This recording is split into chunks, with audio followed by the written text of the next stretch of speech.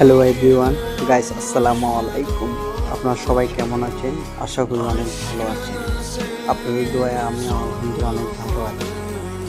ভিডিওটা বানানোর আমার একটা উদ্দেশ্য ছিল যে দীর্ঘ 2 থেকে 2.5 বছর ধরে গেমটা খেলতেছি। এই অনলাইনে এসে অনেকের সাথে পরিচয় হয়েছে। বিশেষ করে আপনার কিছু মানুষ আমার বিশ্বস্ত ছিল, কাছের মানুষ ছিল।